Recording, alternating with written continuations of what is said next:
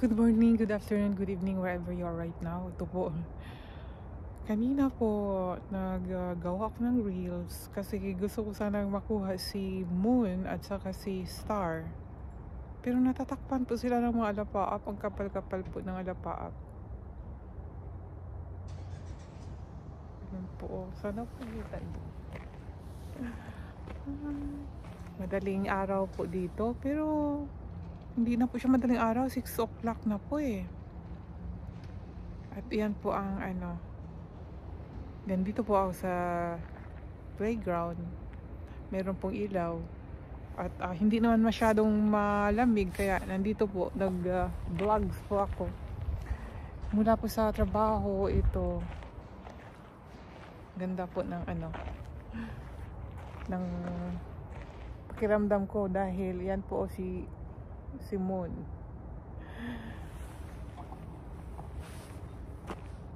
Hindi po siya malamig. Tama lang, tama-tama lang. So yan po. Sarap sana ganito. Mag-share the word of God. Ito na lang, magsalita na lang ako. Baga, payo ko na lang na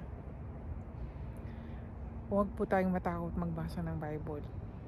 Hindi po totoo yun na pag nagbasa ng Bible ay masiraan ng ulo. Ngayon ko lang po nalaman na kaya siguro sinasabi nila ng ganun na masiraan ng ulo. Dahil pag matuklasan natin ang katotohanan kung ano yung nakasaad sa Bible ay malaman natin ang kanilang mga tinuturo na hindi itinuro ng Diyos. Dahil ang salita ng Diyos ay nakasaad po sa Biblia, di po ba? Siyempre, through the Holy Spirit, gumagamit po siya ng mga tao. Yung mga tao na wala na ngayon. Kaya kung ano yung nakasaad doon sa Bible, Book of Isaiah, Jeremiah, Moises, yung mga ganun. No? Kung sino yung sumulat ay through the Holy Spirit yun, ginagamit po sila. Sabi ng iba na tao lang ang sumulat. Tao ang sumulat sa pamagitan ng Espiritu Santo na nagbigay po sa kanila ng wisdom, knowledge, and understanding. Naniniwala po ako dyan. Dahil marami nang ginagamit ang Diyos, no? Through the Holy Spirit na yan nga,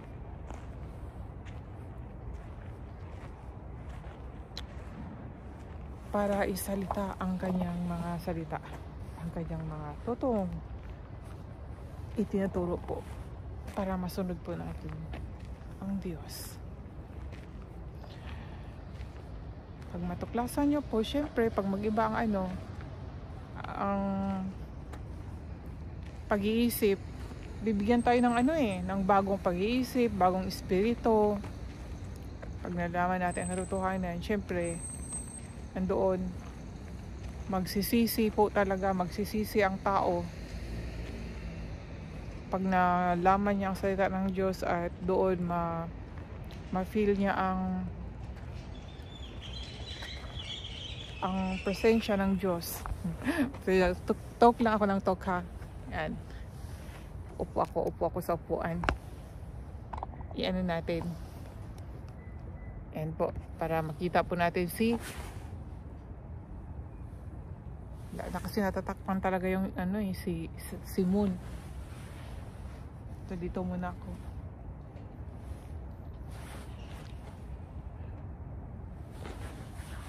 Ayan, lumabas si Moon. Ayan po. Ay, hindi ko pala siya ma-close up. Kasi nakaharap pala sa akin yung camera, kaya hindi ko po ma-close up. So video na to ay hindi ko po i-edit, ha. Pag na-stop to, yan, upload ko na kagad. Walang edit para natural po yung pag-vlog ko. Vlog ko po tungkol po sa Panginoon. Yan, with the background ng ng Japan scenery. o mga lugar-lugar, no? Ganyan.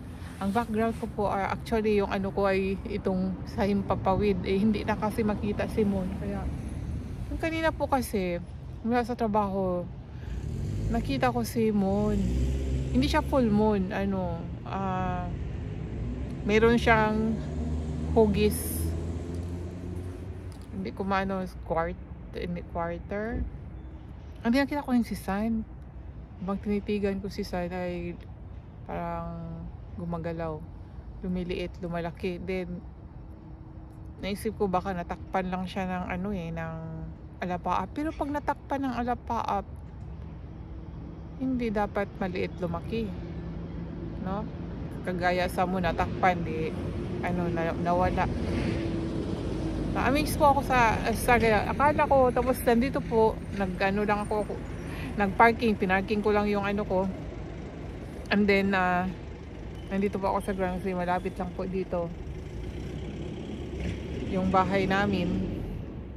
And then yun, nandito ako sa ground. At maganda pala pag ganito. Maganda pala mag-exercise. Di po ba? Ayan po. Ganda yung ground. Sumon. Talaga sumon. Hindi na nakita. At tingnan nyo po yung himpapawid. Yung kulay ng himpapawid ay pabago-bago. Nagbago na po ang kanyang kulay. Paumaga na po siya. No, kasi so yun po, no? Balik tayo doon sa Bible. Magbasa po kayong Bible. At taos puso pong magsisisi. I-recognize po na may kasalanan at tanggapin po natin ang ating tagapagligtas na si Jesus Christ. Sana po maramdaman nyo ang Diyos, ang totoong yung hindi lang po na sinasabing naramdaman sa oras lang ng yung may problema tapos na nasagot yung sa problema, tapos pagkatapos na nasagot ang problema ay nawala na. Dapat araw-araw po natin ma-feel ang presensya ng Panginoon, kasi sa ibang bagay po nagpaparamdam po yan siya. Totoo po na He is working. Hindi po tayo dapat matatakot or mahihiyang magsabi ng ganito dahil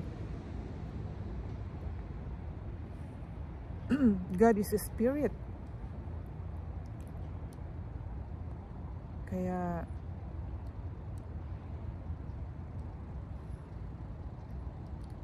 ang mga patotoo ko ay totoong nangyayari sa buhay ko, at di po ako magkwento ng ganito pag hindi ko po naranasan ang totoong kapangyarihan ng Diyos.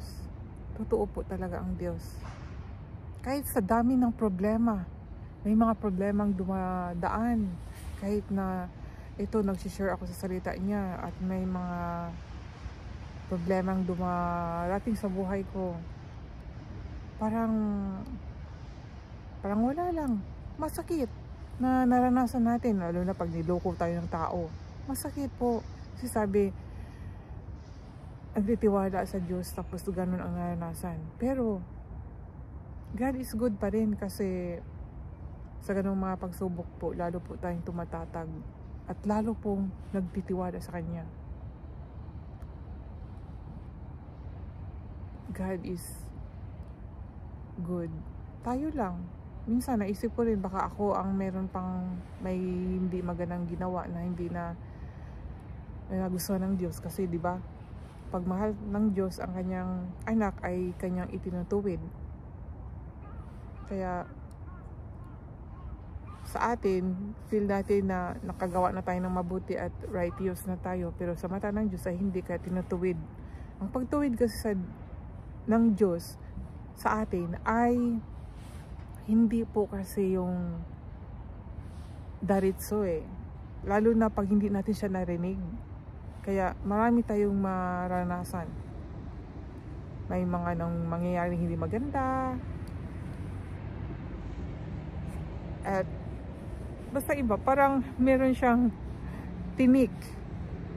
May mga humaharang. Kasi ganun yan. Yung mga kaaway din niya.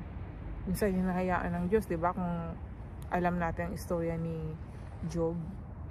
Hinahayaan ng Diyos si Taning na saktan si Job. Pero yun nga, binalaan niya na huwag